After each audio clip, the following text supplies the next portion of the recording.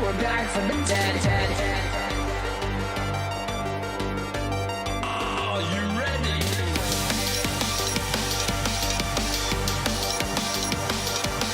Let's go. Back from the dead.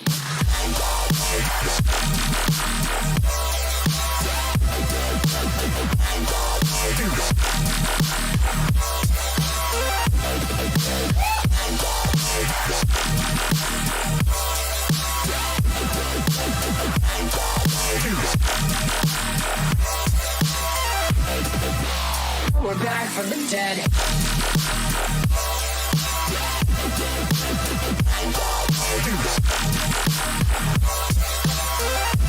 Hell yeah.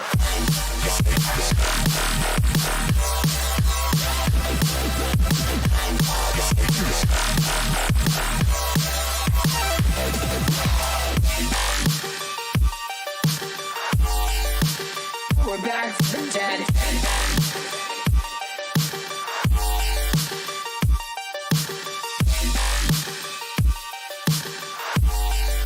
Back from the dead. Back from the dead.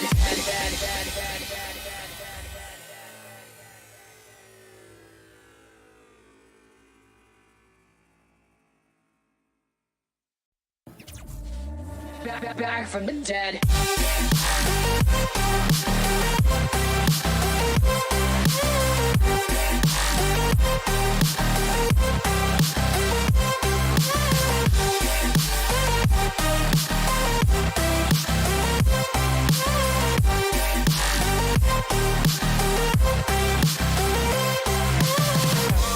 Ladies and gentlemen, you're all invited to go fucking mental on this motherfucking drop. The countdown has just begun. Are you ready?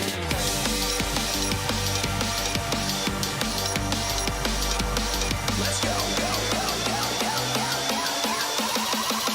Now we're back from the dead.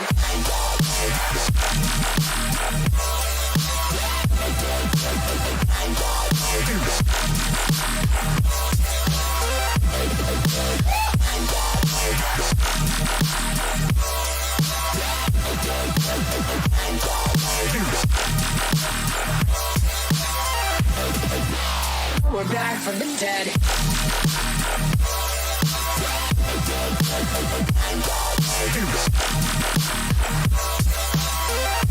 Hell yeah.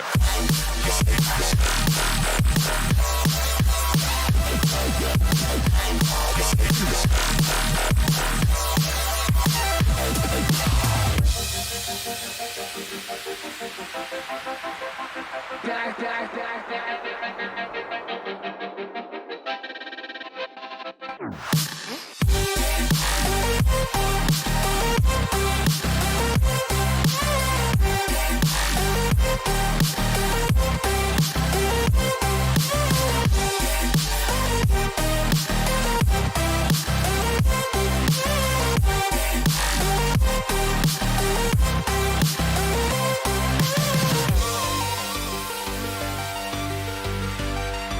We're back from the dead.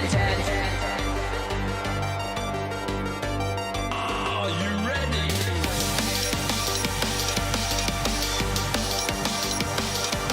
Let's go.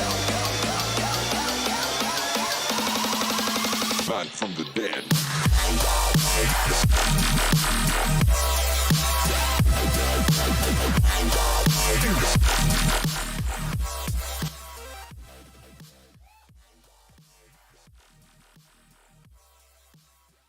What is up? Welcome back to the channel. Happy Halloween. It's our Halloween stream. I am dressed like a werewolf. Yes, that's true. So you'll see that posted tomorrow on most of my social media. This is Paranormal Podcast, Ghost Girl Diaries. Welcome to the channel. I'm bringing in my co-host now, Kat CORMIER. Kat is Wednesday Addams for the evening. I am. Yay, you look so cute. Thank you. I love this dress so much. I know, it's adorbs. It totally fits your personality. So Thank you. tonight I did warm makeup. I'm not like my vampire self, so I feel kind of weird. I feel out of the box. You look so good. I feel hot-blooded. You know what I mean? Very hot-blooded right now. Hey guys, I see you coming in on this multi-stream right now. We're streaming live right now on Facebook, the old YouTube channel, and Twitch as always. And yeah, so tonight's gonna be kind of fun because it's Kat and I, as always. When we're talking, we're just all over the place. Elfie likes to be regimented. Kat and I like to be, I don't know, the tea. You know what I'm saying? I have water and Sprite is my tea for the night. You know what I'm saying? So grab your some tea. apple cider Do you? Is it good? in a skull mug. Yes, I wasn't You that do it. ahead of myself tonight. I was running late, obviously, if you couldn't tell. Poor Kat. That's what at my filming. I should have done it way earlier. I didn't know my werewolf look was going to take so long. So we have all kinds of weird things to talk about tonight. I don't even know where to start. The beginning. The very beginning. Everyone, please grab your Halloween tea for the night. Happy Halloween! Everybody's coming in slowly. Woo! Kat is Wednesday Addams. If you can't see this stream, you need to go find it on one of our channels on social media. Go to ghostgirldiaries.com because Kat's Wednesday and I am a werewolf, and we're just a mixed bag tonight. You know what I'm saying? It's a mixed bag. It's Just a mixed it's bag. us on the daily. Pretty much. You never know who's going to show up. You know what I mean? Never know what personality's coming in. True. Yeah, it's true. So how are you, though, by the way? You've been having all your like little fun stuff with theater going on. How's theater going? Yeah, it's been incredibly busy. And we have opening night tomorrow night Yay. for Jekyll and Hyde the musical. So all that hard work is paying off, and I'm really excited to show this to audiences. Elfie's in. It's a great Happy show. Halloween, Elfie. Yeah, if you're in the Hi, Elfie. Concord, New Hampshire area, Kat, I think, posted where her performance is going to be. She's been sending me behind the scenes snaps. She has one of the like main character positions, and she looks fabulous. Let me just say, I cannot wait to move to the East Coast. We talk about it daily, practically now, don't we? Yeah, it's true. It's gonna happen. Oh my God, It's gonna happen. You'll be here soon. I can't wait. I'm counting down. Elfie's the same. She's so cute. She's like, tell me, okay, is there any new cities you're looking at in PA or New York? I've definitely narrowed it down to PA or New York, 100%. I have a handful of cities that I'm for sure set on, but now I need to go and actually visit the cities to see the vibe and the energy. And Elfie's like, I'm researching. I'm going to tell you where the haunted spots are. I love her. She's so funny. Elfie's on tonight. Shout out to Elfie. All right, so we're gonna so this is some paranormal tea. This is a mixed bag. We're gonna talk about, you know, what I was known for years is obviously going through paranormal reviews of paranormal TV shows. I haven't done that in a while. I'm really only we're gonna both be reviewing one tonight that we haven't really watched till today. We only watched one episode. I could only get through one episode. It was that good. That's sarcasm.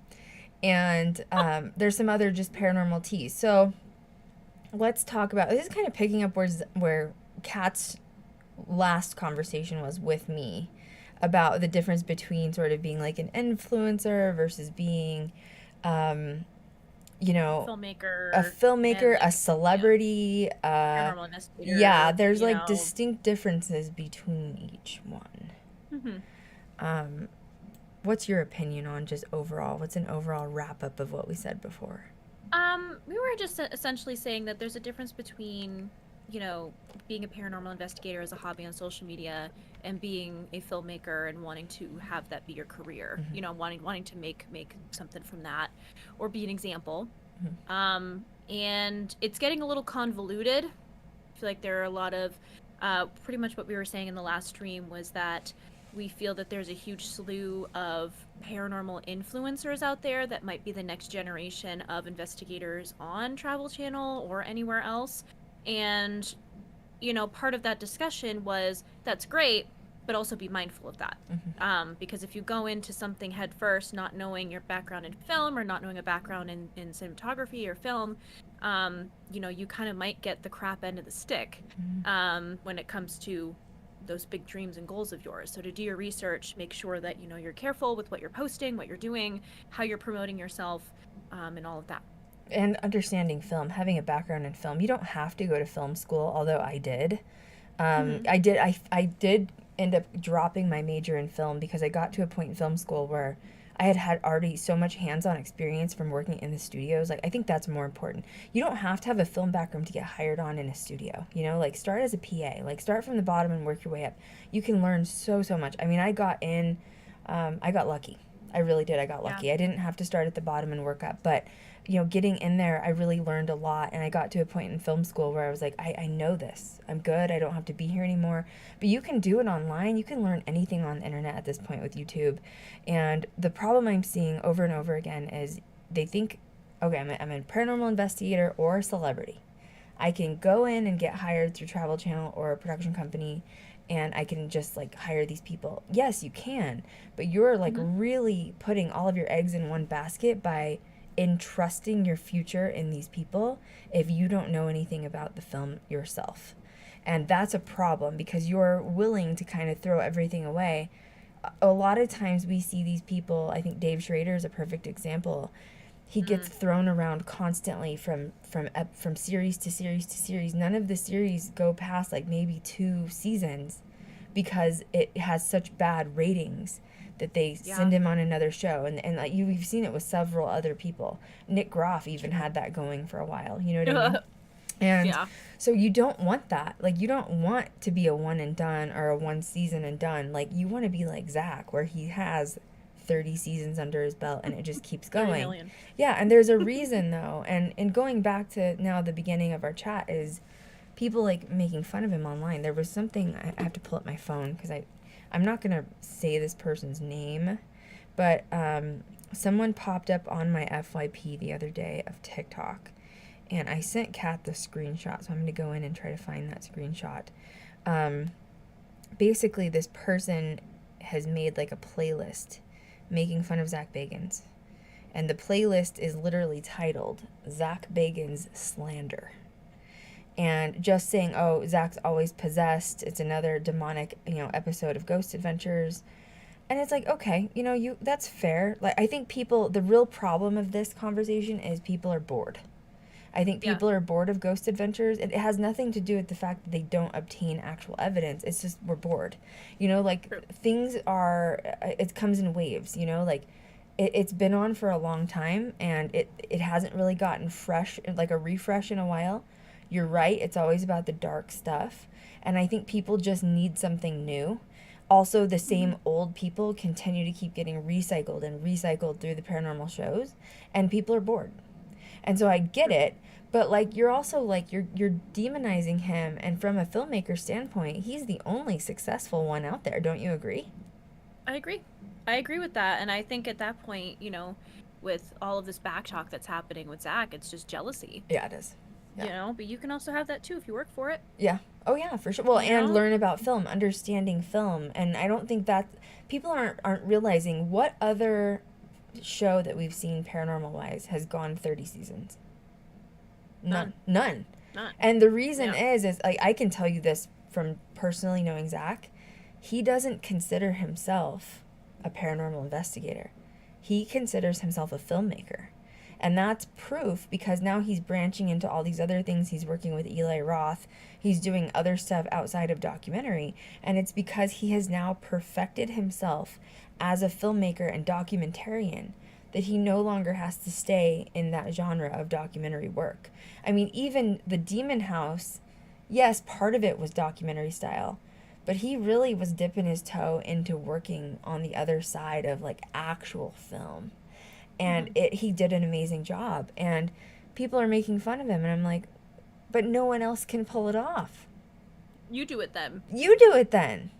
You want to make a Zach Bagans slander, on TikTok, like with videos of him just being made fun of? Then go do it better, boo. Let me see what you got. And it's free press. It's like we say, you know, the more you talk about someone, the more free press it is. So clearly they're doing their job right. Yeah. You know, it's just, come on. Let's just all be supportive here. It's also you know? respecting a film and especially when Kat's now been involved with Ghost Girl Diaries. You know what it is when we've been trying to get signed for so long. We've been thrown around a lot, and it's all because I won't sell out. Really, that's what it comes down to. And It's true. when you learn about the film side of stuff, you respect it, don't you?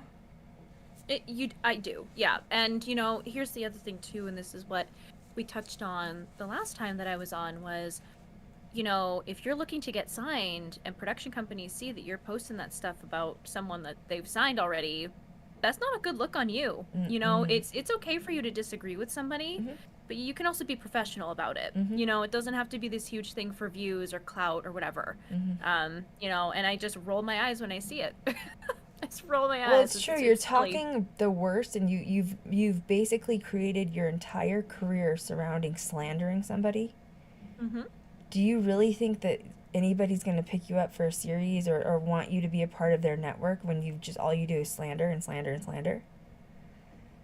I mean, you've kind of, and at what point aren't you going to run out of slander at some point? It's true. You know what I mean? Like, yeah, I mean, I've been annoyed with myself with Ghost Girl Diaries because a lot of my fan base came from me doing reviews on paranormal shows because of Zach. And that was annoying enough. But I can't imagine just specific slander on one person creating an entire career out of that. Where do you think you're going to go? You would have done so much better if you would have spent that time getting that $100,000 or 100,000 following, being yourself and investigating, versus just doing slander for the views. What are you gonna make? How are you gonna make a career out of that? You're not. You're just going to be constantly stuck in a, you know, self-deprecating circle. Yeah, you're forever gonna be known as the girl making fun of Zach Bagans. I don't want that image. No, and, you know, then you can't complain about why am I not where I'm at. Yeah, why am I not getting signed? Why am I not doing something more than just this? Yeah. It's more than just paranormal investigating. It's a lot more than that, you know, and that's the difference between being an influencer and genuinely trying to get into this industry. Happy Halloween, and guys. have a good thing. More people are coming in saying Happy Halloween. Happy Halloween. It's true, and it's respecting the filmmaker side stuff too, and it's just, you know, if you understood what I knew, and if you've seen what I've seen, like with Kat, like, you know, the last negotiation we were in 2021 was horrendous. It was horrible. Kat and I mean, I was crying every other day on the phone with Kat. I've never been in a worse position with negotiations, and it was because they had us locked down to this contract, and I couldn't get out of it. And it was all because I wouldn't sell out. They basically were trying to pressure me into selling out and just agreeing, and they were just going to keep me held in that contract until I agreed. And my point is that, like, Zach, you may be bored with Ghost Adventures. You may be tired of, like, you know, the demonic stuff and the possession or the bro stuff.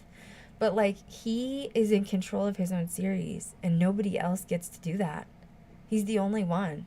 So there's got to be some sort of respect there for as much work as he's put out. 30 seasons, man. I don't personally ever want to go that far. But, like, good for him. So, moving forward, let's talk. So we decided, okay, we're going to talk about something we haven't talked about yet, which is one of the reasons that we were in negotiations last year. I'm not going to tell you specific networks, and I'm not going to tell you the production company because we're not allowed to due to NDA. But I am going to say that we did put in a negotiation with Travel Channel.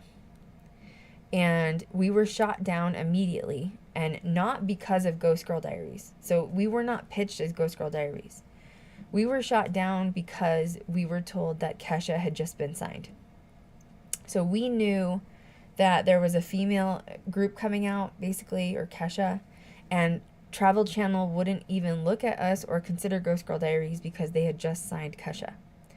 So we knew it was coming out before it was coming out, and we were really upset because we thought we had a shoe-in with at least Travel, and they wouldn't even look at our stuff. So we were turned down not because of Ghost Girl Diaries, but because they knew it was a female-based show, and they thought Kesha was sort of going to take that over. So it's kind of like when we lost Sundance to Taylor Swift. Yeah. And then we lost, you know, Travel to Kesha, and both, I don't know, yeah, a little bitter. I'm not gonna lie. You know what I mean? Because if that, it's crazy because like when Zach got signed to travel in Ghost Adventures in 2008, he had no competition. Here I am, an actual legit filmmaker who's won awards, who has worked my entire like 10 years to get where I'm at, and my competition suddenly now becomes these high profile female celebrities. How is that fair?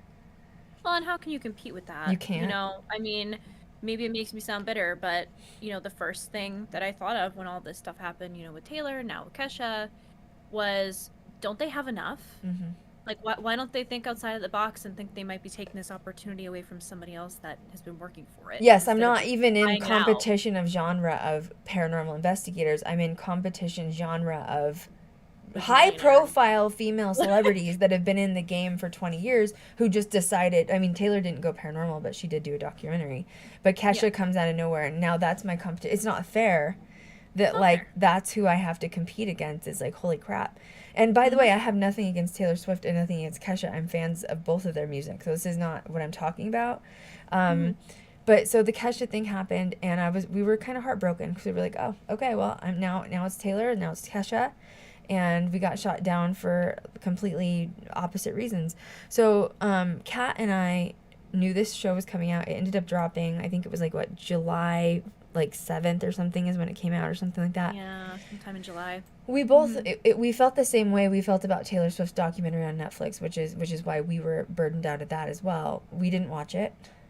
We didn't watch the Taylor Swift documentary. It was a personal vendetta against us, not from Taylor herself, not from Kesha herself, just from the network involved. And so when Kesha's series dropped, we were like, even Elfie, we're not watching it. Like, I just don't want to see it. I don't. If that's who I'm competing against, I don't want to know. But we kind of had a change of heart because we noticed that she hasn't been renewed, which sort of would give us the shoe-in if we went back into negotiations to try again with Travel Channel, but now we have to find a production company again. So we decided to watch Kesha's today. So if you haven't seen it, it is called Conjuring Kesha, and I basically wanted to see what was our competition. Even though Travel Channel didn't even consider Ghost Girl Diaries for what it is, what is our competition? What are we against?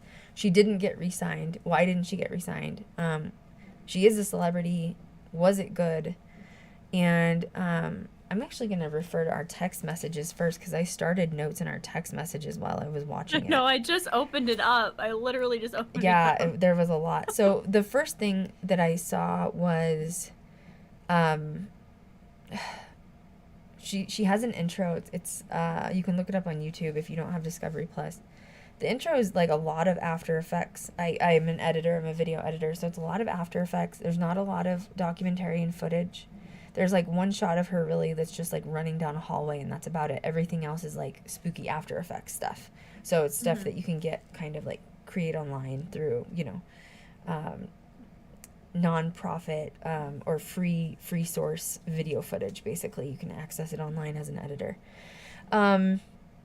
So I was kind of disappointed with that because I feel like when you're doing a series, especially if you're coming out as this female front, which is what she is now. She came out as a female front in paranormal, so you have a lot to live up to because it doesn't really exist.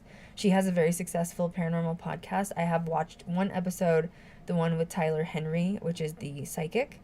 And it's not bad. The podcast isn't bad, but I was, you know, transferring a podcast to an actual paranormal investigation, you know, what's it going to be? What's it going to be like? And so the first thing I noticed with the voiceover was it just felt a little monotone. It felt like it wasn't captivating, and I'm talking about the voiceover of the intro, and it was so quiet. I was like, I couldn't even understand what she was saying. The music was loud. Who wrote the voiceover? It was not good. It was not good. No. There wasn't a lot of thought put into this, is kind of what it felt like. I think that she just had the money and pitched it, and they did it, and I feel like it happened really quick, and there you go. It felt like a very canned intro as well. It felt very rushed. It was very, you know? it was very cheesy, like, I'm a beacon in the light. I'm a light in the darkness kind of thing, and, like, there's ghosts that exist in the dark side, and you're just like, oh yeah, we know that, but what about you? And you know what I mean? Like, it was just a little crusty, I think, you know, like it just didn't have any pizzazz was sort of my feeling. Yeah. Not inventive is a really good way to put it. And I was really anxious to see like what the opening shot was going to be with the first episode, and immediately it's her with a camera, like Destination Fear, extremely like YouTube quality was the first thing that came to mind. Did you watched it, right? I mean, Yeah, I felt the same way. I wasn't this is Kesha. She has a successful podcast. Like, of course, I was supporting her through all like the Dr. Luke stuff. You know what I mean? Like, where's the pizzazz in this? You know what I mean? Why are you doing vlog style? And then she says she's bringing on Whitney Cummings to be her. Just this episode, she's like a different celebrity in every episode. So in the first episode, it was Whitney Cummings that was coming in as her sort of like sidekick. And then I'm watching it, and the first thing I really thought was like, money doesn't mean shit. You can be a celebrity, you can be a big name. Like, she literally got signed because she's Kesha, and it does not mean you're a filmmaker. There's a very distinct difference, and it also does not mean that you're a paranormal investigator. That was very clear. That was very clear. As we go on, I was getting really frustrated watching. I was too. Because it seemed like the producer knew more about paranormal investigating than... Well, you know, of course, I'm going to take it a little personal, not in a sense of that I'm not a fan of hers. It's not like that. But it's like, this is who I lost to. This is who wouldn't sign me because of her. And you know, she has a good name for herself, so great. You know what I mean? Like, it should be good. And then it was like, damn, man, like, what is it going to take? Like, even Jack Osborne, like, obviously he's got a lot of money. He's Ozzy Osbourne's son. He's had how many different series? They've all crashed and burned. Of course I love Katrina. It's not her fault. But none of them, I mean, Katrina runs that show, pretty much, even though she's the second man standing. And I just, it's like, when's this going to change? We're just seeing the same repetitive failures over and over again. And, like, they're not giving the people a chance that, like, deserve to be there. You know what I mean? And, I mean, either you're a filmmaker or you're not is really what it comes down to. And even that's on the Jack Osborne side. Like, they're not filmmakers. He has money to pay people to be there. But even him, remember one episode we watched, he held the millimeter up to the light switch and it was going off. And he's like, oh, my God. And we're like, yeah, because you have it. You're touching the light switch. That's why. Yep.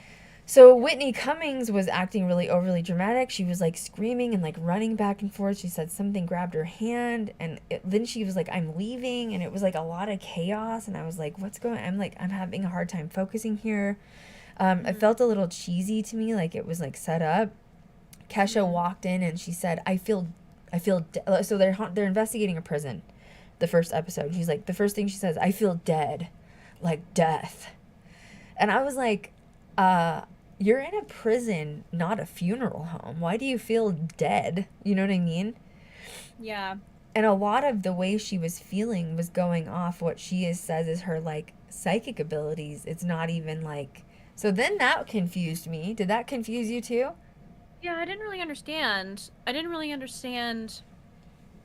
I feel like it just wasn't thought out. Like, nothing about this was thought. I feel like she was just told to say something, and she just, like, said it, and it didn't make sense. Like, okay, let's talk about pre-production, production, post-production. How much goes into that when we're filming? So much. So I feel like it's almost the longest part of the process. I feel like it's longer than post. Oh, yeah. Post is, like, you already have it ready to go. You know what you're doing. This is the beginning, the middle, the end. You have to come up with a storyline. There's a feature. There's characters, whether that's dead or alive with us. Protagonists, usually antagonists are the ghosts that are coming after us. You know what I mean? Like, it has to have a seamless storyline.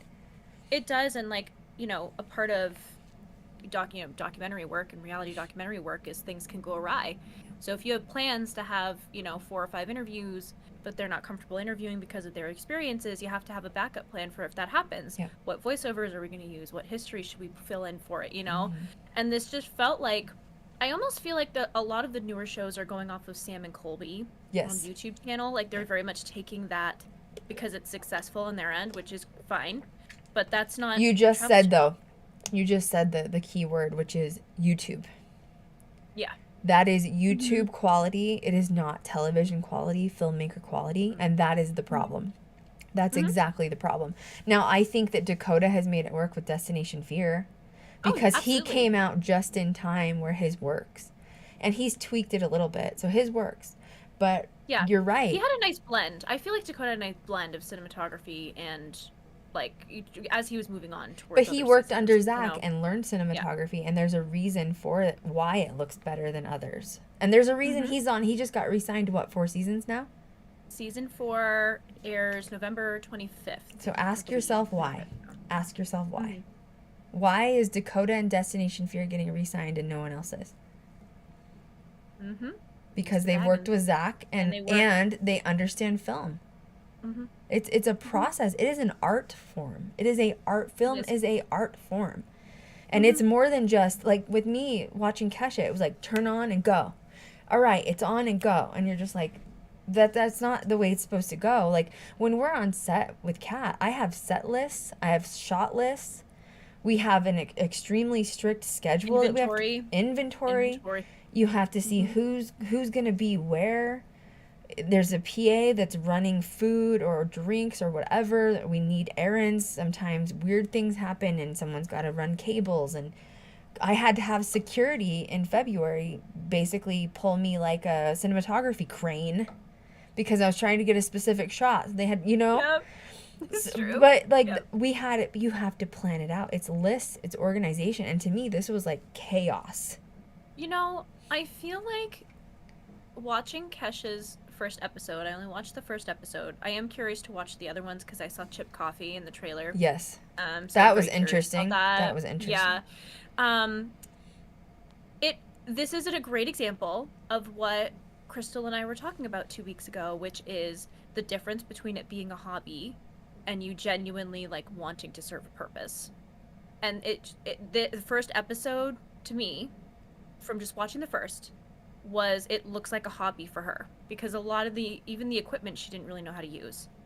It also made me feel really proud of us because we've won several awards. Kat's won awards as being a producer now. My entire crew has won awards. I've won Best Documentarian. I've won awards for Director to Look Out For because that's the quality of what we put out. Didn't it make you feel proud? Because to me, our one little episode that we did that we won all those awards for was better than a lot of shows that we've seen. Yeah, it was great. Mm-hmm. It was awesome. I mean, even the experience on set was great. Yeah. And it's discouraging. It's discouraging to watch who you were essentially beat out by on the network. Yeah, and seeing Chip Coffee on the trailer, I'm interested in seeing that too. Then I was like, how's this going to unfold? It just didn't feel organized to me. It didn't feel like there was a plan set in motion. They like walk into the first Whitney Cummings is like screaming, running back and forth. Then they're like, okay, well, we'll go in. And then like the cameras are following him in. And then all this are like, hey, are you da-da-da? And I'm like, this is not like a setup interview. It's not formalized. They're standing in an area where there's, the prison blocks and Kesha's holding a camera. No camera mounts again. I'm just so confused. No one knows what nobody knows what a damn camera mount is. For God's sake, that is standard in the industry.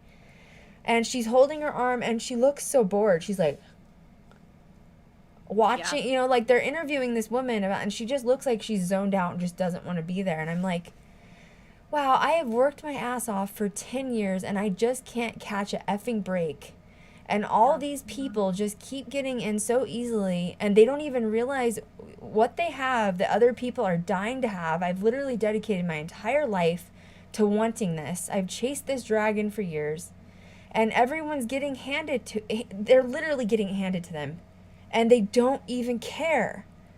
And it's blowing my effing mind that it's like you have something someone's been working towards for 10 years, and you look bored. Mm-hmm. Yeah. Well, when you have everything, you lose gratitude. Yeah. Yeah. And it wasn't something that she genuinely wanted to do. It was a hobby. It was a hobby. Well, then, Whitney starts interviewing the person. Whitney was doing a better job interviewing than Kesha. She really was. Even in her investigative work, she was actually pretty natural. I was confused. Was great. I was like, wait, is this Kesha's show or Whitney's show? Because Kesha just looked a little checked out, honestly. You know what I mean? She was terrified. Okay, now I'm going to go to the other notes because that was all my notes in my phone. I was like, okay, I'm texting Kat too much at this point. Now I need to actually put this in a document. You know what I mean? So now it starts getting chaos again. Whitney's walking through saying over and over, I know that I'm just fully possessed right now. Yeah. I was like, you're not possessed, boo. You are able to communicate your feelings. You are not possessed. She kept saying, she's like, something's in my head. I can just feel I'm possessed. And I'm like, and y'all are making fun of Zach? And y'all are making lists and calling them Zach slander, and you're not seeing what I'm seeing here? It's, oh my gosh. Okay, so when I was watching this, first off, the priest, we're just not even gonna go there. Because, you know, I was like, oh, here we go again. Honestly, that just felt very, yeah, I don't even know if that was legit or not, so I just didn't even question. Okay. It wasn't. I can promise you that, because I'm sitting here, I'm like, this guy, I don't even know. So anyway, I feel like there's a big difference between oppression and possession. Sure. Mm-hmm. And I feel like people intermingle the two, and it's wrong. Oppression, you know, happens over a period of time. Possessions, I feel like, take a lot longer, depending on the person and depending on the location. Mm-hmm. And and she was fine, but she was telling herself that she was possessed because the priest dude, whoever he was saying that was a possibility. Yeah. He was kind of adding to that, you know? So just don't go there. I know.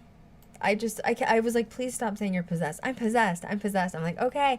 Oh, okay. That's what I kept saying. Oh, okay. She thought she was possessed because she didn't remember the investigation that she just did. Like the conversation she had just had, she didn't remember. Yeah, but there's also something called discombobulated, and I was made fun of online for using this term. People said it wasn't a real term. It's a real effing term. Google it's a it. real word Yep. and term, yeah. And you've experienced it on set too. If you're in a haunted location, there's a lot of different energies. Discombobulated means you get confused, turned around. You're like, oh my God, I don't know what I'm doing. Da da da. And yeah, it can happen. It's just you're just around high electromagnetic fields can cause it. You know what I mean? It doesn't even have to be an energy of like an actual ghost or entity. But I didn't hear them explain any of that. So the first thing I know, they don't know. I know. They don't know. The first thing I noticed, there was really no ghost gear at all, and there was no night vision. I was like, what? This is a paranormal show, and you're missing, in my opinion, the two key factors: paranormal equipment and night vision. How does one shoot a paranormal series without night vision and without ghost gear? Can you explain that to me? No. I also feel like there's a standard procedure when it comes to filming in paranormal. And when they were taking out the equipment, or when Kesha was like, okay, we're going to be doing a ghost box session, I feel like that would have been a great time to talk about what equipment you have, who made it, what it's used for, you know, the typical jargon. So if someone new was watching the show, they're like, oh, okay, now I know what that is. You know, that's why it's said. That's why it's mentioned. And it was just she was very hesitant to do anything, to investigate, to go somewhere alone. The producer on set, she was really pushing Kesha to do something, you know, do some things. And there was at one point activity going on, and the producer was like, they walked out. They walked out. Now they walked out, and she was like, but the producer was like, okay, now is a good time to use the SLS. And I'm like, put this producer in front of the camera, please, because I want to watch her. Like, she knows what's happening. You know, I'm actually very curious who she is, because she knew paranormal. Yeah. So I'd love to know who she is, because that was awesome. It's really cool. She did. Nobody else did. It's fine. Yeah. All of a sudden, there's a REM pod on the screen. Nobody said what it did. Nobody said what it's doing. All of a sudden, they're like, wait, let's go back again. I mean, there's a lot to unpack here. This was one episode. That's why I was like, no, we're not doing any more. One is enough. I'm tired. Didn't really know the ghost gear, didn't really explain what it was, Kesha just kept saying, I'm seeing things in my mind. And I'm like, okay, then is this psychic Kesha instead of conjuring Kesha? I'm confused what we're talking about here. You should have introduced yourself as like a clairvoyant or a psychic or a medium then. Or, you know what I mean? Yeah. Like, now, because I don't know. That's a fine line. You have to be careful crossing that line in paranormal, because people can get annoyed with it really easy. Unless you have somebody like Chip Coffey on set who has been doing it for a long time and can confirm what's being said. I want to watch that episode. Yeah, I do. Then they kept saying lots of demons. There's just lots of demons everywhere. And I'm like, how did you determine that?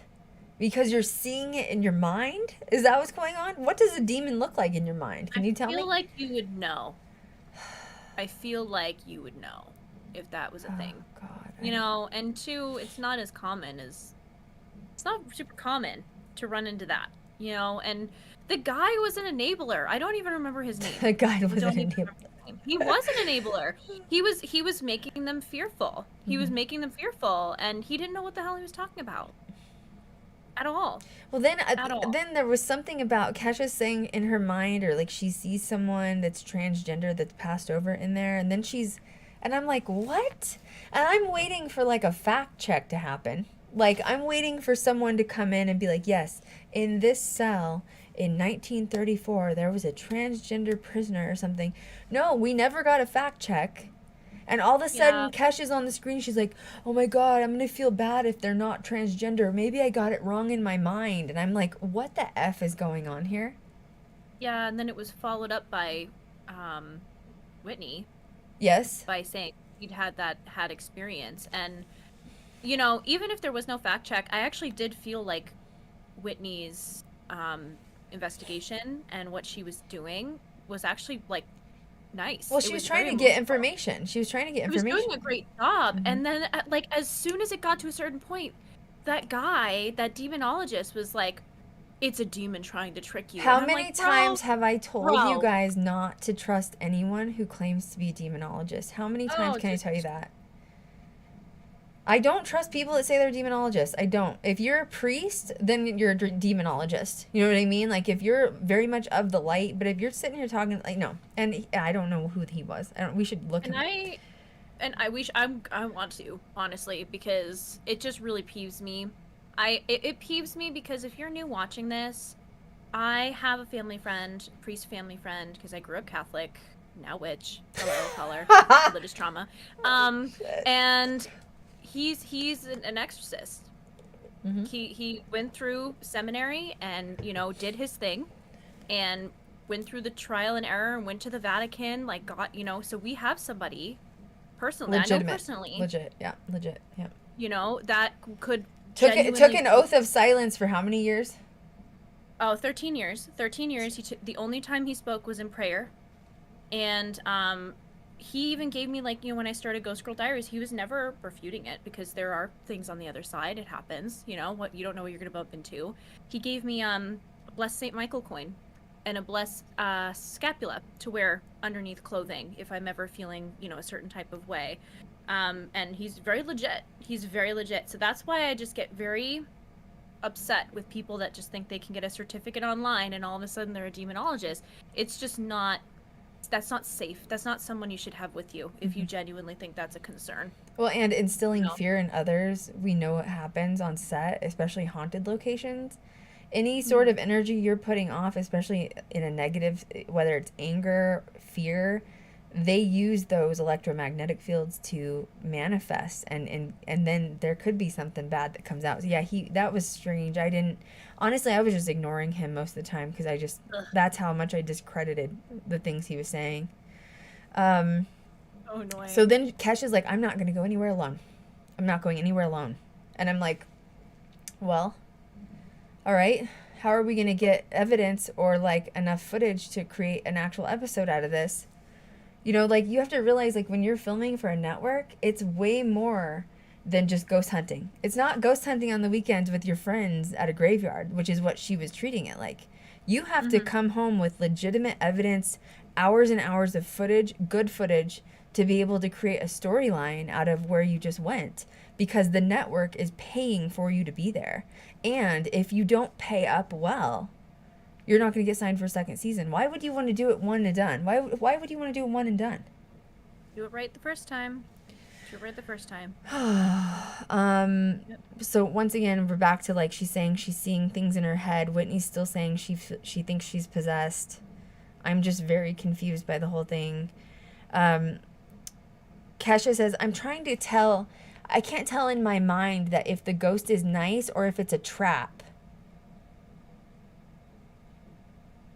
Do you want me to repeat that? I can't tell in my mind if the ghost is nice or if it's a trap. I'm like, well, then get the spirit box out and figure it out. You know what I mean? Like, and then verbatim she goes, "Oh my God, did I just misgender a ghost?"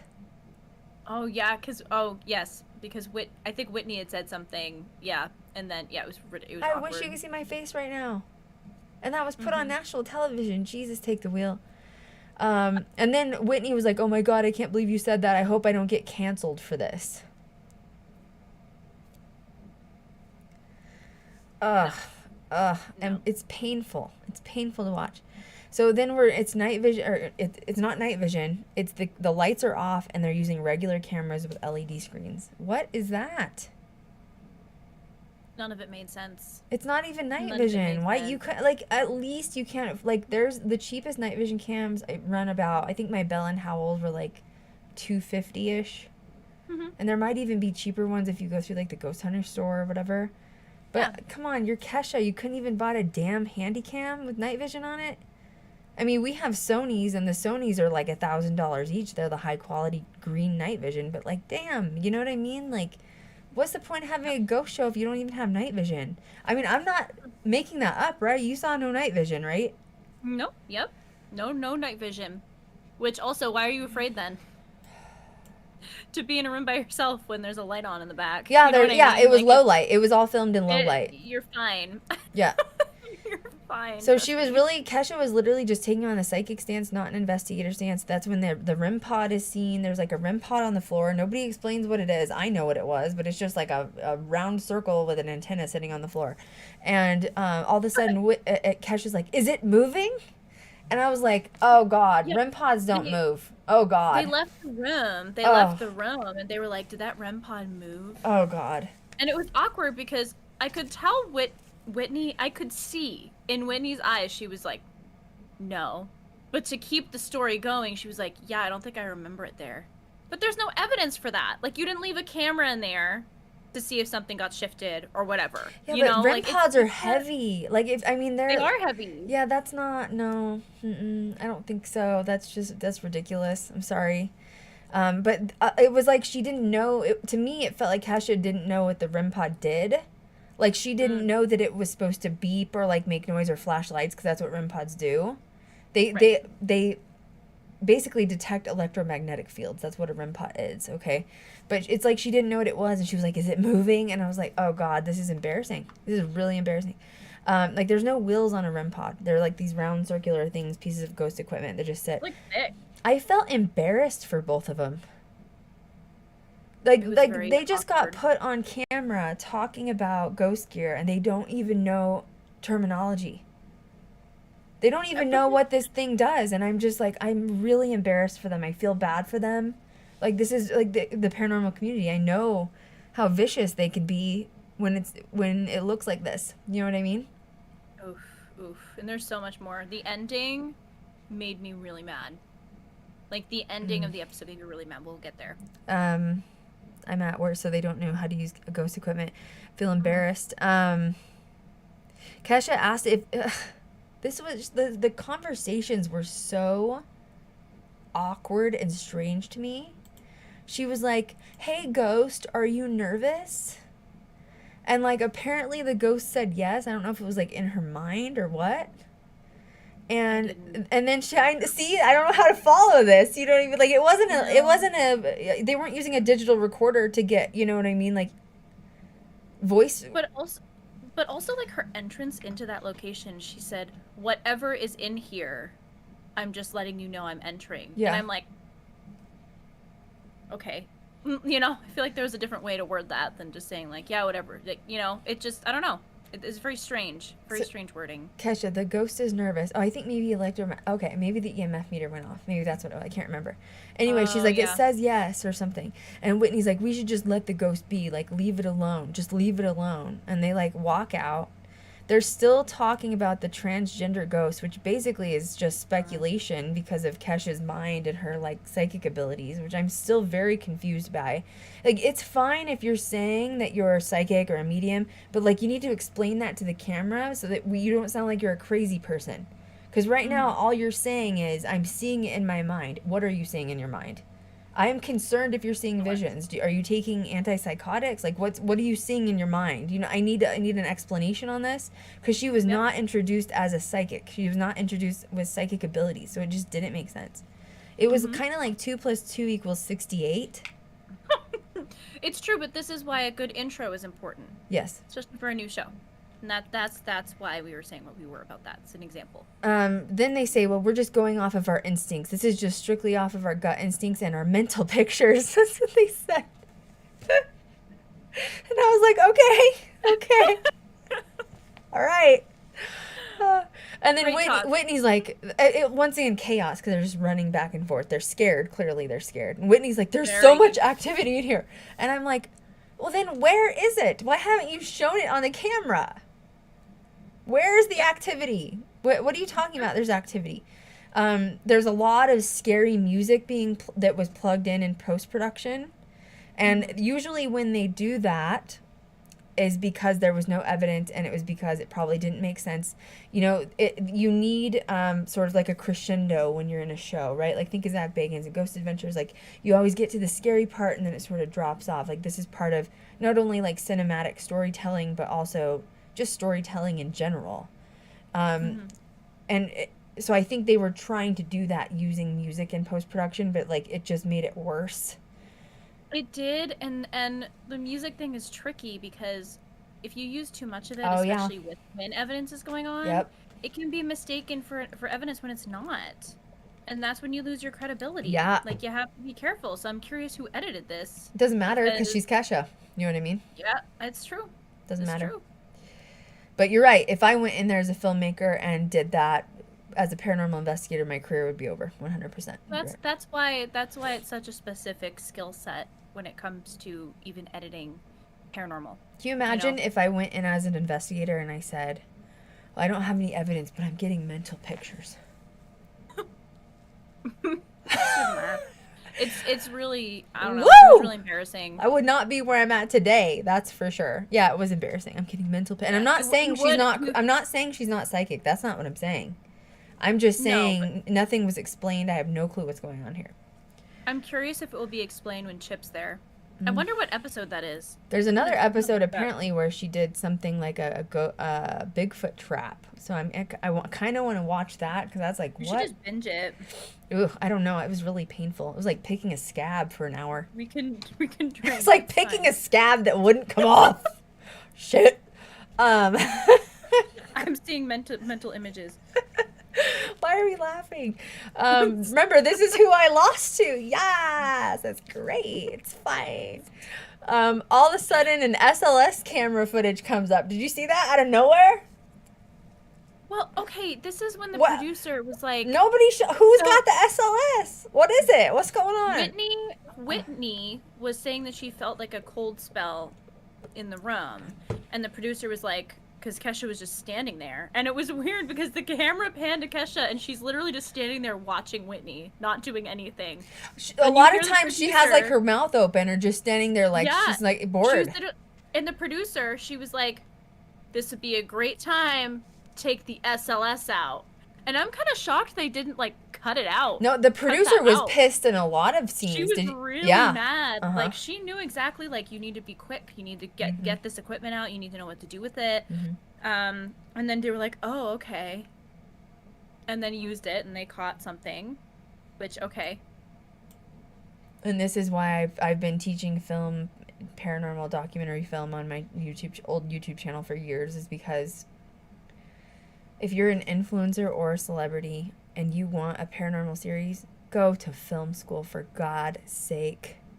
For God's sake, even if it's a 10-month documentary school like Zach got on his certificate, Jesus, take the wheel. Like, I mean, it's so bad. People do not realize you cannot cross over paranormal without knowledge of film, and vice versa. Kesha is a celebrity. She can hire whoever she wants. And she went in there with no paranormal experience either. Cause she doesn't even know what a damn REM pod is. You know what I mean? It's true. It looks like episode 6, so the last episode in her first season, called Descent into Madness. They go to Trans-Allegheny Lunatic Asylum. Bless. And Chip Coffey joins them. And it says Chip Coffee joins them in the hopes of setting the spirits free. I mean, I trust him more, okay, but I don't know the combination of if she's seeing things in her mind, how that's going. What if she's trying to confirm with Chip and it's not right? You know what I mean? I'm getting a mental... That's why I want to see it. Like, is it going to take to the last episode for us to find out if Kesh is psychic? It's picking a scab. Seeing mental pictures. Kesha asks Whitney, is something touching your leg? Whitney says, I don't know. How do you not know if something's not touching you or not? You know what I mean? Like, I was very... Why did they even keep that in the edit? What's going on? I feel like at that point it was just kind of like a dumpster fire, and it just kind of... They just kept going at that point. Then Whitney asks the ghost, and I quote, are you a creeper? Are you a creeper? It's weird. I mean, it's a little rude. But like, first of all, why were these men in prison? We've gotten no background on any of the prisoners. We have no idea what they were there for. Was it major offenses? You know, sure, you can Google it, but that defeats the purpose of the storytelling behind the cinematic, right? Like, that's why you're there. It does, because they kept saying, like, these poor people. Like, these poor... And I'm like, they're in jail. No, they're in a prison. It's men. Now you're calling them transgender, which I'm going to be real. I doubt back in that day there were transgenders in a place like that, because we just started finally getting rights for everybody. So what are you talking about? But, you know, I mean, it's so much more than that. And are you a creeper? It's a lot. Why are you asking that? I mean, that's, you know what I mean? Like, that would be something appropriate in the Lizzie Borden house. You know, were you doing something you shouldn't have done to Lizzie? Were you a creeper? You're in a prison where there was a bunch of men that never got booty for many years that they were in prison for. Yeah, they're probably all creepers. We don't know if they were in there for RAPE, you know what I'm saying? Well, I mean, I would assume so, because the first thing out of the woman's mouth giving them the tour was that they liked women. Like, you know, things would happen to women in that building. And then Kesha says, after Whitney says, are you a creeper? Kesha says, this, I shouldn't say that. It's funny. Oh, my camera got blurry. That's creepy. That means there's an energy in here, because that's an expensive webcam. But, hey, ghost, what's going on? I can't see you in my mind. I can't see the mental picture. I can't see your mental picture. I'm sorry. I'm sorry. I don't have that ability. That's not nice. Kesha says, is there demonic energy in here?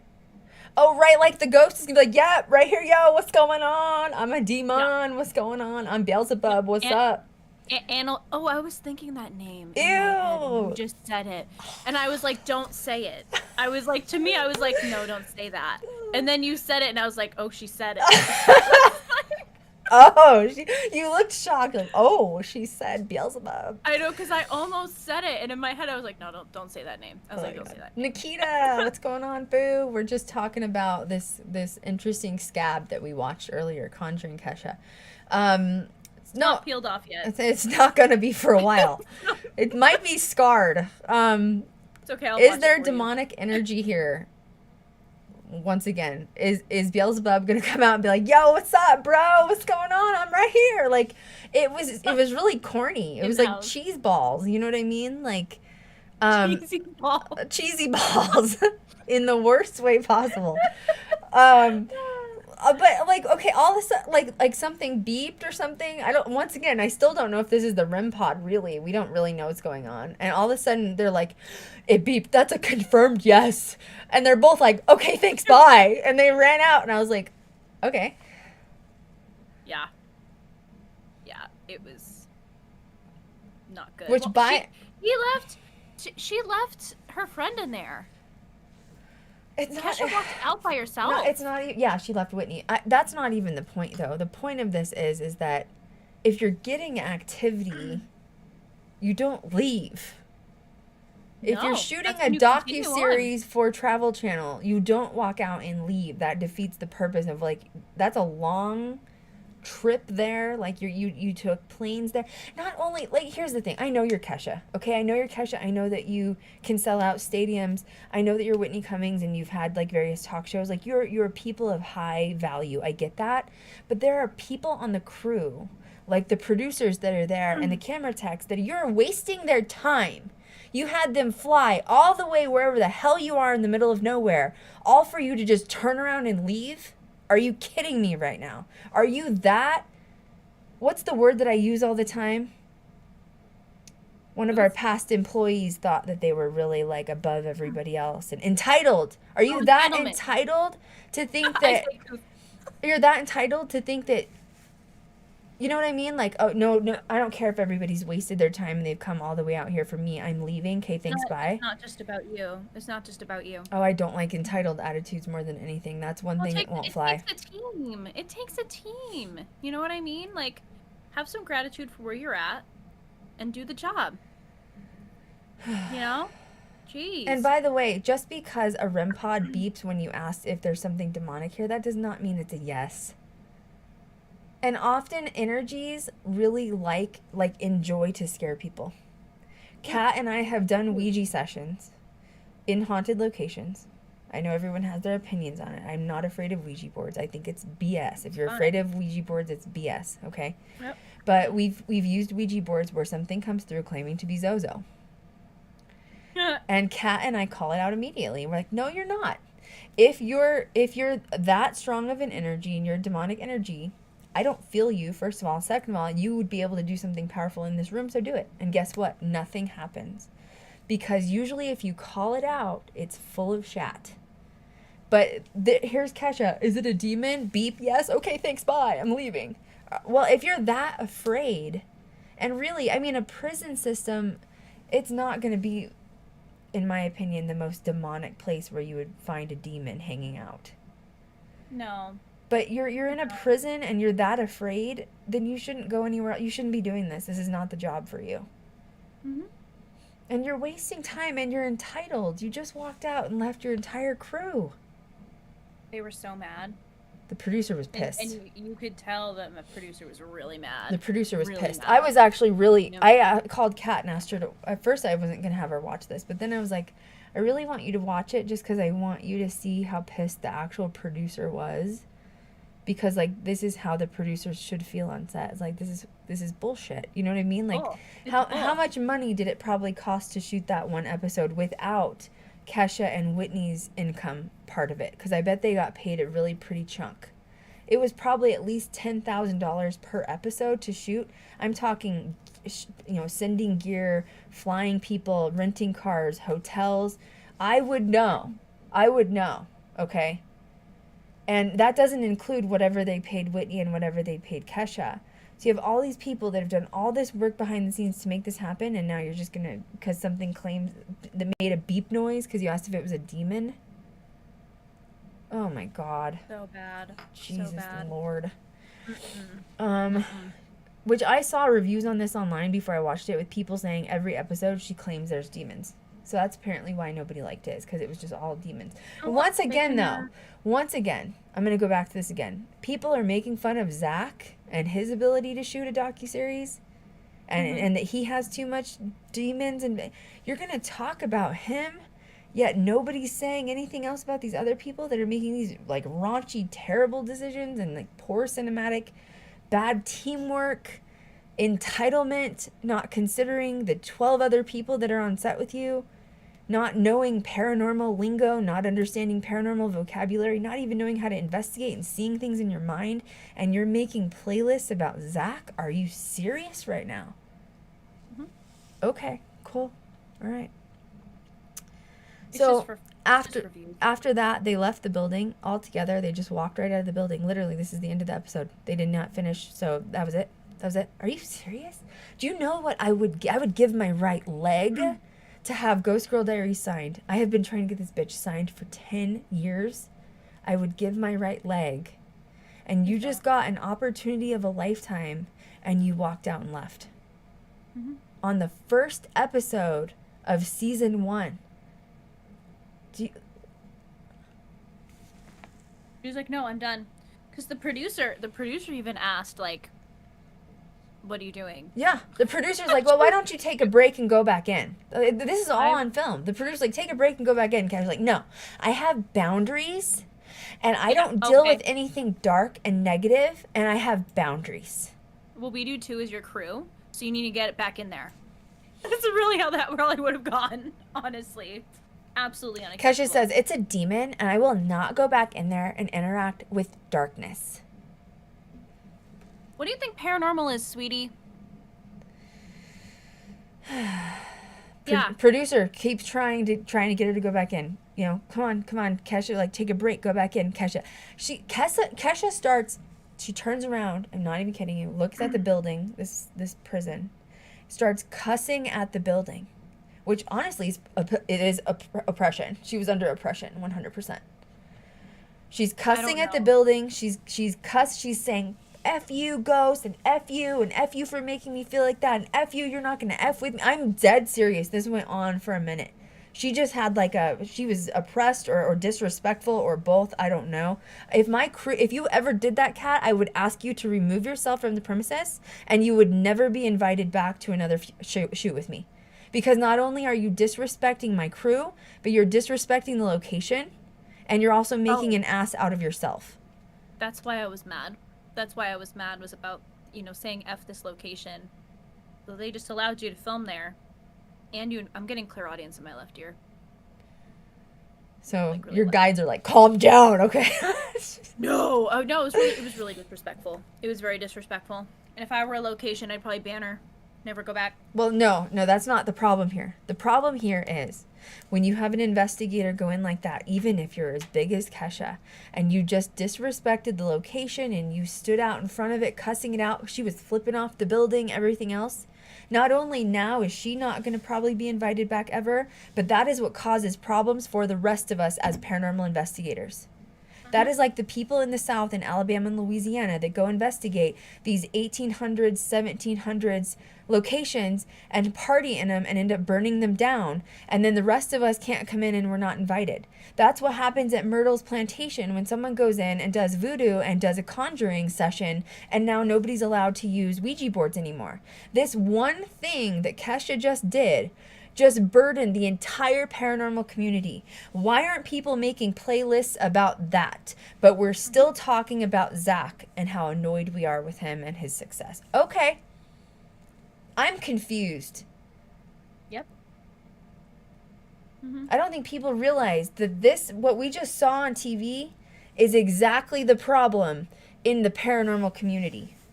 What she displayed is what causes the rest of us to suffer. And that would not fly on my set, let me tell you what. No.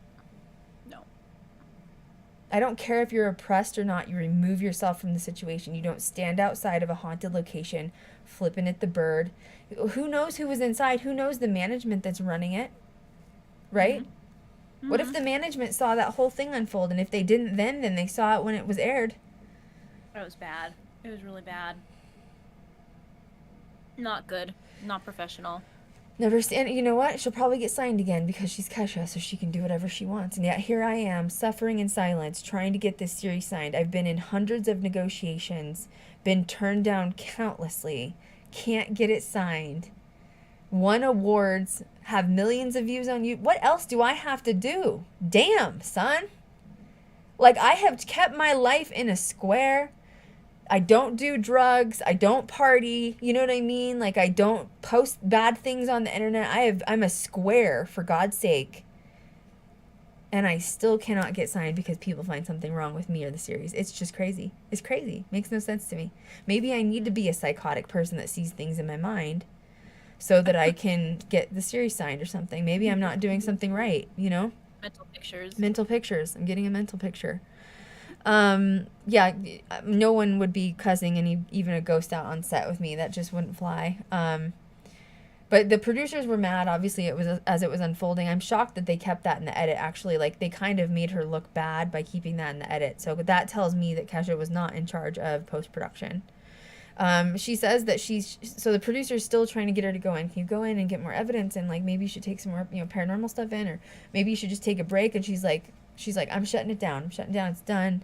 And then all of a sudden, out of nowhere, she looks at Whitney. Kesha looks at Whitney and she goes, I'm ready to go to the bar. Let's go to the bar and let's drink and let's get drunk and let's go to the bar. Let's relieve my stress and party and, you know. And I'm just like. Right. Wonderful. Because that's another rule I have on set is you cannot be intoxicated or under the influence around paranormal because it's not safe. That is when a possession will happen 100% because I've seen it happen. Oh, absolutely. Mm-hmm. And, you know, now they've just left this haunted location, this haunted jail, and now they're going to a bar to get drunk. And if something's attached to them, now it's going to follow them around. And, you know, I don't think that should have been put on TV either. I just think it's really bad, you know, showing the paranormal community wrong examples and other people are going to follow it. Mm-hmm. I agree. And yes, Kat is Wednesday Addams. I am a werewolf. So I'm sorry, this was just crazy because it just didn't make sense to me. Eli Roth dropped another series that I'm not happy about either. I didn't mind the one he did with Zach, but now he's dropping My Possessed Pet, and I have really big concerns over it. I'm going to boycott it. I'm not going to watch it. My concern is that if he has these stories coming up about people bringing home entities that then possess their pets, is there's going to be an excuse that's going to happen across the nation, possibly across the world, that people are going to have a pet that's acting out and they're going to think they either need to put it down or kill it themselves because it's under possession. And that really upsets me because I'm a huge animal advocate. So I just don't think this is good. I'm really upset. I'm really disappointed that this series has been released. I'm not the only one that's speaking out about this in the paranormal community. I've seen John Tenney talk about it online as well as other paranormal investigators. And I just needed to put my 2 cents in. I don't agree with this series at all. I think this is going to give people an example and a bad excuse to unalive their pets. And I think animals are sensitive. I think they're smarter than humans, if you want to know the truth. I think that they can sense when something's in the house. Even Cat's lizard used to be able to sense when things were in the house. But I don't think possession's possible with an animal because I think they're smarter than us. I think they're more in tune with the other side. I think that there's a reason that we see things on wildlife shows like before a tsunami or a hurricane hits, all the animals run inland, right? They know before we're even detecting it on our fancy, you know, sonar, radar, or all of our scientific equipment. And I just think that animals are way, way more in tune with the other side than we are, and I think this is BS. And I hope to God that the series gets canceled. There's been a lot of terrible, terrible reviews on it online. Kesha's also has bad reviews, like two stars. So I hope that particular one does not get renewed because I think it's dangerous. It's dangerous. Don't ever hurt your pet thinking it's a ghost or an entity. That's bull. Go donate it to a shelter or rehome it, please, because that's just crap. I don't want to ever hear that animal possession. I've been in this industry for years and I've never ever once heard of an animal being possessed. I've heard of them being scared and affected, but I've never heard of them being possessed. So that's BS. And I will not stand for animal abuse at all. So we're just going to end it there. Yeah. 3 Ring Inferno is coming out, and that's Zach's new one. Now, I looked this up. It's not an actual, like, investigation, but it's almost like a horror story that's being told, and he's, like, the narrator of it. So, once again, this is Zach sort of taking on a bigger project than documentary. This tells me he feels like he has mastered his craft of being a documentarian, and he's moving on, and that's great, because he should be pushing himself as a filmmaker. And he should be evolving. So I'm really excited to see this. The first episode of 3 Ring Inferno airs on October 31st. It features a terrifying story of a boy and his father who steal an old suitcase from an antique market and soon discover a weathered tent inside that opens a portal to a cursed circus from the past. And it's a mysterious haunted place that they encounter that's a terrifying entity that stops nothing trying to capture their souls. So it sounds like it's going to be good. Yeah, really good. He's like the host narrator of it. Ghosts of Devil's Porch. This is a new one that's coming out too. I think it's already aired. I haven't watched this though. But one of the first episodes, or the episode, is about Montana, and it's like a historic mining town. So that sounds interesting. But I saw that Dave Schrader is the investigator on it. So once again, he's just this poor old pterodactyl that's being thrown around countless times, and they cannot get him a spot where he needs to be. Pterodactyl, I'm dead. That's what the community calls him. Dave Schrader is the old pterodactyl dinosaur that just keeps on rolling in. You know what I mean? He's just still rolling through. He's flying through. Jesus, take the wheel. God, real. Haunted Scotland. Did you see that one? That one looks like it was going to be a good one. That's September 23rd, so it's probably already on. But I was excited about this because Chris Fleming's on it. I like Chris. Yeah, I like Chris too. Chris was on my episode of when I was on travel. So yeah, he's a good guy. He was having a hard time getting some series signed too. So I haven't watched it though. So I hope that he's well. Ghost Adventures Devil's Den, that one came out. It premiered September 29th. I haven't watched that one yet. What did you think about their new series that they did that was Ghost Adventures House Calls, which was like pandemic style because basically Zach was staying at home. Yeah, it was a little Meh. Yeah, he was still bossing him around from Zoom. Yeah, as he would. Yeah, so I was like, you would. you might as well just stayed there, you know, like whatever. But so it'll be. No, it was weird. Yeah. It was weird. I think it was A for effort, but. Nah. Yeah. I mean, I think people are just burnt out from Ghost Adventures. That's really what it comes down to. It's not that they don't get evidence. It's not that it's filmed well. It's just cycles change, things change, and it's not bad. It's just people are bored. They need something fresh, and here we are still recycling poor Dave Schrader for the 30th year in a row. You know what I mean? So nothing fresh yet. 300 million years. And we get Kesha that sees things in her mind, so we're moving forward. You know what I mean? We're getting somewhere. Yeah, we're getting mind pictures. Mind pictures. We're getting mind pictures. Shock doc on Robert the Doll that came out September 30th. I haven't seen that, but Robert the Doll is the doll that lives in Key West, Florida, who's obviously made people ill if he offends them or if they offend him in person. Ghost Hunters came out with a new season, which I'm not a Ghost Hunters fan to be honest, but it's interesting to see Jason, Steve, and Tango back together. Poor Grant, he's also just floating around pterodactyl style out there. We don't know where he's at. Grant tweeted about Ghost Hunters when they had come back last year. Grant's cool. Grant's chill. I actually like Grant more. Chill, yeah, he's but cool. He said no one reached out to him to be on the show. He did sign off the rights, so I guess that's what happens. You know what I mean? He did, but he was also very supportive, so that's nice. Yeah. That was nice to hear him talk about that because he didn't have to say that. No. Next one, Jack Osborne's recycled again as well. I don't know. I just can't watch it.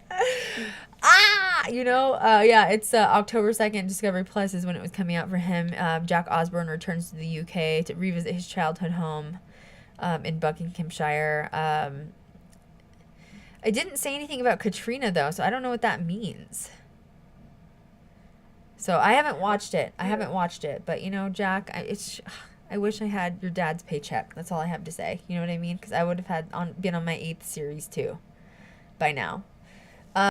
Ghost Brothers Lights Out. What do you think of Ghost Brothers? I don't know. I mean, they're okay. It's just a little cheese ball. It's more cheese balls. You know what I mean? More cheesy balls. Yeah, it's a lot of cheesy balls. And they had a clip on Travel Channel when they were at a location and they found a circle and they were making a whole evil witchcraft claim on it. Oh, good. Bones in the circle. Here we go and again. I messaged it to Elfie because I was like, what the heck? I'm just so over the misconceptions. Why don't you do some more research instead of just assuming? Because I see things in my mind. It's the mental pictures, Krystal. I'm getting a mental picture. There was a witch here. Picture of some cheese balls.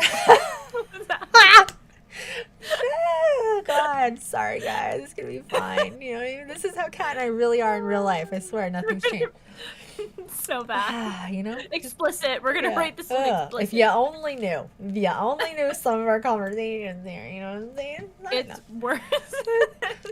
I don't know why I feel like bringing this up right now. I'm going to tell a random story. I didn't tell you today on purpose because I wanted to get your live reaction. Oh, no. Oh, no. So last night, Kat's been working late too, and I've been working late, just like shooting content and everything else. So anyway, Kat, you called me last night. I got off the phone with you. She got home really late. You were like midnight or something. Midnight. Your time, yeah. I got off the phone with Kat, and I was like, you know what, dude? I'm hungry. I work till 9 o'clock at night. I'm gonna go get some Taco Bell. Okay, I'm gonna go get some Taco Bell. And there's a reason I chose Taco Bell, and it's because I'm a vegetarian. I eat vegan sometimes, but I'm vegetarian. And they have potato tacos, man. I like myself some spicy them. potato tacos, okay? Last night I got no chipotle, and I added some spicy ranch. If you want to know how to get down, that's how you get down, okay?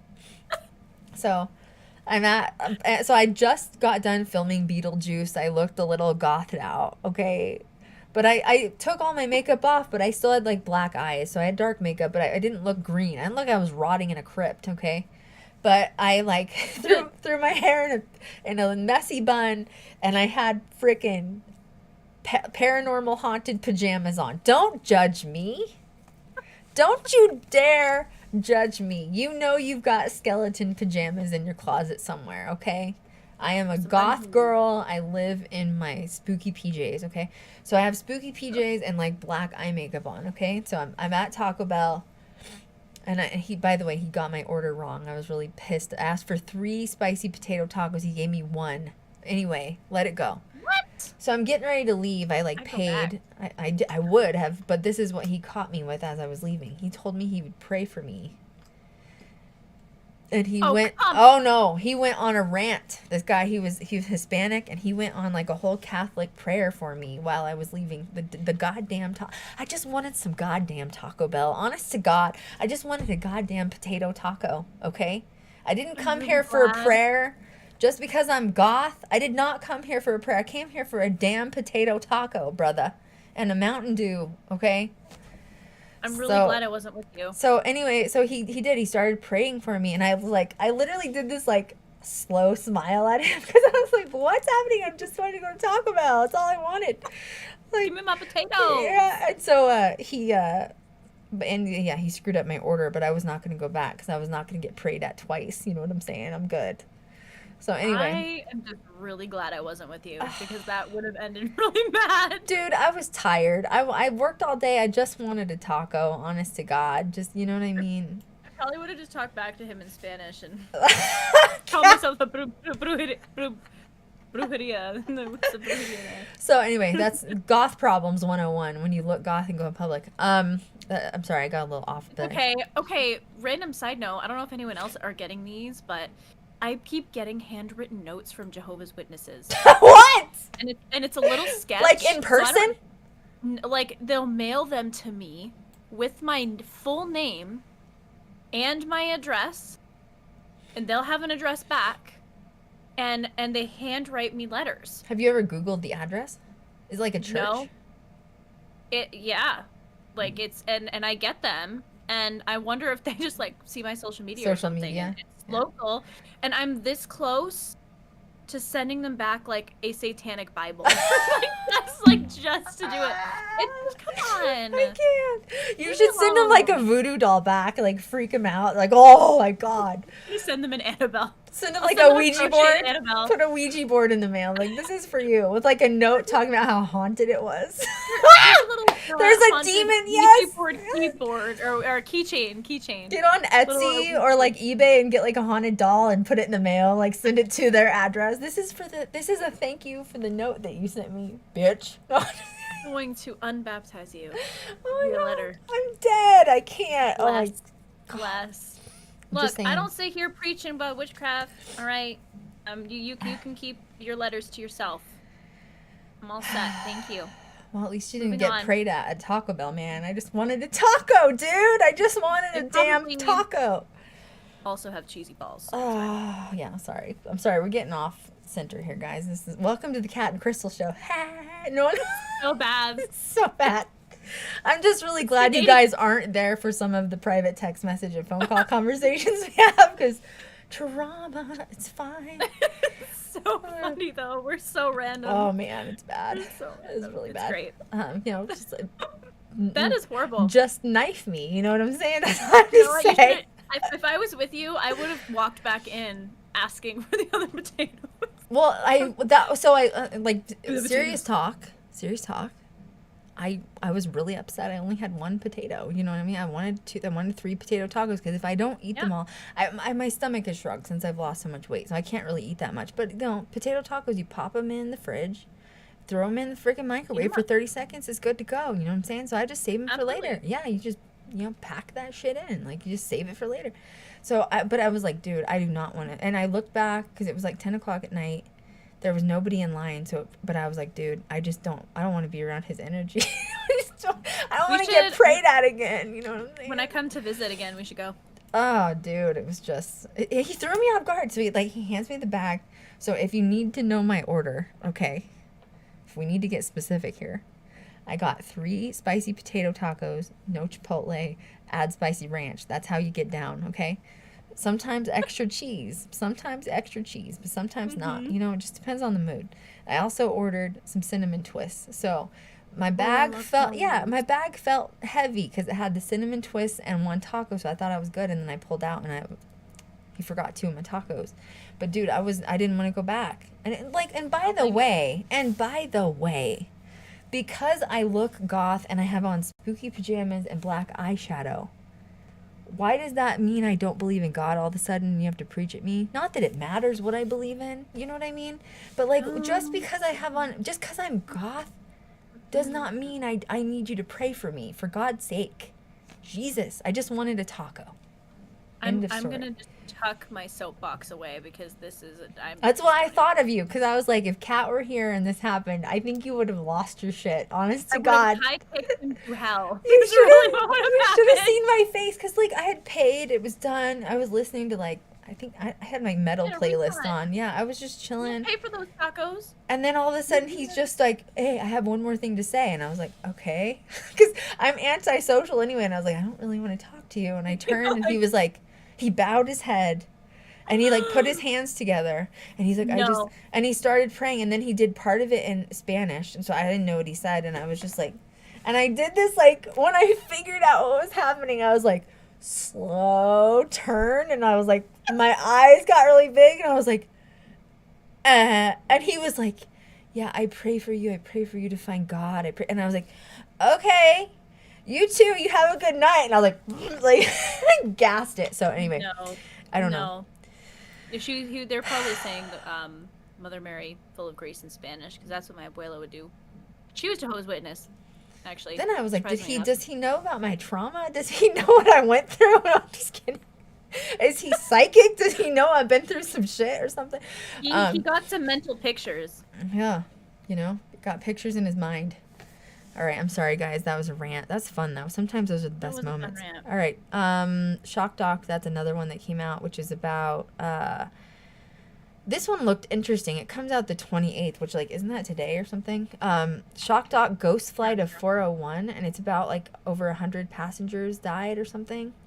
And it's the ghosts of Flight 401. Anyway, that looked good, so you guys should check that out and travel. Now, Cindy Kaza again. Yeah, she's she was on the one with Dave, right, or something? Yep. She looks legit. Poor Dave. Nobody knows what's gonna happen with him, man. He's just floating around. Poor pterodactyl Dave. Poor old Dave. Urban Legend is the new one, also with Eli Roth, and I'm conflicted because I'm really kind of pissed off that he made the pet one. You know what I mean? Yeah. But this one looks good. So he's basically turning Urban Legends into ghost series. So it's interesting because it looks like Zach's got some competition in Eli Roth, because he's kind of coming for Travel Channel. Don't you think? Yeah. Yeah. I'm curious how that would pan out, though, if Zach's on the panel now.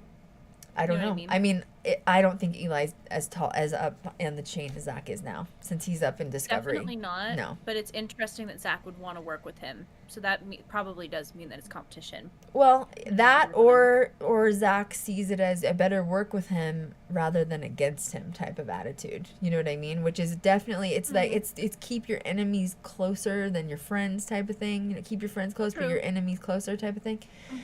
So it's probably good. It's probably good on his part. And then the Haunted Museum 3-Ring Inferno comes out starting October 31st, and it's a collaboration with Eli Roth again. So interesting. So I don't know. That's the tea. That's all I got. Anything else that you want to chat about? No, I've got opening night tomorrow, y'all. Good, you do it. Shows all weekend. You kill it. And I'm not sleeping. I'm not going to sleep for 2 more weeks. It's fine. How's everybody doing with the eclipse, by the way? Yikes, mine's been rough. Whoa. Oh, it's been really rough. Yeah, let's talk about Oh yeah. Oh my god, I didn't even think about that. Oh shit, I'm sorry, Jesus. So as I'm laughing, I'm like trauma. Trauma. The eclipse is in Scorpio, and then the next one's going to be in Taurus. So basically, if you have any predominant, specifically Taurus or Scorpio placements and or fixed placements, which is also Leo and Aquarius, Kat and I are fucked because we both have those. I'm a Taurus sun and Aquarius moon. Kat is a Scorpio rising. So we're both just getting it right now. And then my north node is conjunct my sun in Taurus and my south node is in Scorpio. So yeah, my whole life is continuing to become a tower moment this year. It's fine. Just keep it going. At this point, video about that. Yeah. I gotta send you that. It's hilarious. Honestly, I lost both my parents this year. You know what? Just what else could happen? Let it go. You know what I mean? Whatever. Oh my god. It can't get any worse. It's fine. You know what I mean? I'm fine. I've been through the worst of it. We're good now. You know. My lights flashing is probably my mom being like, "Shut up! Don't say that." My mom called my phone the other day. My phone. Yeah, I remember. Yeah, my mom.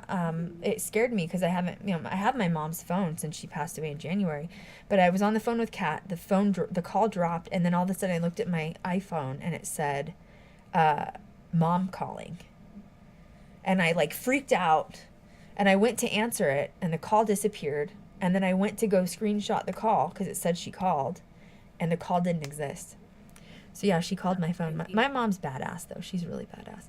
But yeah, eclipse is rough. Eclipse is rough. So just, this is supposed to actually be the good transformative one. So if you had a shit 2022 like I did, this is supposed to help project you into like the next sort of chapter or timeline of your life, which I can definitely tell is happening for me. Hopefully, my next big thing is moving to the East Coast. That's my next big plan. So I need to go visit, though. Kat and I are going to go on a road trip through New York and PA to see the areas, see what I like, and make a final decision on where I'm stopping. Do the thing. Yeah. But I still It is might. so cold here. It is, and I don't know if I'm going to do it in the winter or not. I still may have to keep a house or a second home here in Vegas because this summer I ended up working out of LA a lot by accident, didn't even mean to, and so I might be doing it a part-time thing. But my thought is being out there East Coast part-time at least to film with Kat and to film with Elfie so that we're all together. It would just make a little bit more sense. You know what I'm saying? Looking at the Victorians and the Tudor homes. Do you like Tudor? You know what I'm talking about? The witchy Tudor. Yeah. I love Tudor homes because they remind me of Germany. Yes. Like yes. when I went to Germany a lot as a kid, they were very much reminds me of old. They look so witchy to me. So they're very cottage. They're very cottage core-y, but it's a darker take on it. Yeah, I love there's it. areas in New York and PA that have specific Tudor homes. So I don't know, it's between a Tudor home and a witchy Victorian house is what I'm looking at, and but I need to look at the areas first. So beautiful. Just create content out of a witchy house. You know what I'm saying? Ooh, goals. Oh my gosh. Mood. We'll get there. Next week, Elfie possibly will be having an alien chat, but I did a secret filming shoot in LA at the end of September, and I should be able to announce what that was or is in the next week or so. And if that happens, my girlfriend Ashley will be coming in. So Ashley got to film on this secret shoot with me. And I was like, dude, you have to come on the podcast so we can talk about it. And she also lives near like Ed Gein and John Wayne Gacy stuff. So if I can talk about the film shoot, Ashley will be coming on to chat. She's really cool. She's a fellow goth friend of mine. She's a cyber goth. She identifies as a cyber goth. She's really cool. Really down to earth, really chill. You guys will love her. And we had so much fun on this secret shoot that I can't talk about. It was so fun. I cannot wait. I'm going to explode when I can finally talk about it. Totally out of my comfort zone. And that's the tea. I hope you guys enjoyed hanging with us tonight. Sorry, Kat and I are crazy. I know you love it, though. You should see the comments. Everyone's like, oh my God, I love this. I love you. We've missed you guys. You know what I mean? Because we're crazy. It's true. I missed it too. Yeah. Liver rants. That's what I'm saying. If Kat and I could get signed to a reality series, not paranormal. Just Kat and Krystal. Just Kat and Krystal. There would KC show. you guys would just love the tea. It would be like a gothic witchy reality show of the crazy trauma that we talk about. Yeah. So why am I laughing like that? Trauma. Like, ah, that's great. So funny. Oh my god, the camera went blurry Oh, again. So creepy. Gosh. Well, that's the tea. That's all I got. Make sure you tune in next week. I have no idea what's going on. We love you guys. Nikita said I was Every telling day. Krystal the other night that my great aunt owned a haunted Victorian in upstate New York, which is now part of the Historical Society. Yeah, I'm looking at areas. I don't really want to be any further than 2 to 3 hours outside of New York, like Long Island, area. So I don't. Albany's a little like Kat has been all over. Thank God, New England, because she's from New England, so she knows. And so is Elfie, because obviously Elfie's in PA. And I would of course love to be closer to Kat because her and I are like twinsies. It's like really gross, but I don't want to be that far from New York is the problem. So I'm gonna end up being closer to Elfie, which is okay. That's chill. I'm kind of going to be right between both of them. But I think Albany is a little bit too far north for me. Although it's beautiful. It's beautiful up there. So, Yeah. anyway, make sure you're following us on TikTok, on everything else. This stream will be uploaded to all major platforms, including Apple, Spotify, you name it. You can always find all of our platforms at ghostgirldiaries.com. Did we see Haunted 28 on Netflix? No, we heard That's about weird. it. That's weird. Elfie just texted us. that. Yeah. Elfie literally just texted us that. Yeah, and we said the same thing. See, I told you we're twinsies. We're twinsies. Isn't it fun? And the trauma is the same too. You know what I'm saying? Why am I laughing? Sick. It's true. It's really sick. Thank goodness for each other because, whoa. Kat, I'm dead. Stop. What? I can't. What? Kat likes the lead singer of Ice Nine Kills Spencer. She thinks he's hot. It's just a random little notation in there. Women is with his knife. It might be the knife issue. It might be trauma. It might be masks. It might be all of the above. It's fine. It's fine. That's part of the reality series that we're gonna create together. Y'all have no idea. Yeah, goth girl problems. You know what I'm saying? Thank you guys so much for tuning in. Make sure you find us on Spotify. This will be uploaded tomorrow as a stream. I know I need to get the other 15-minute up. That'll be up this weekend. And we love you guys. Make sure you follow us. Take care. Bye. Thanks again. Good night, guys.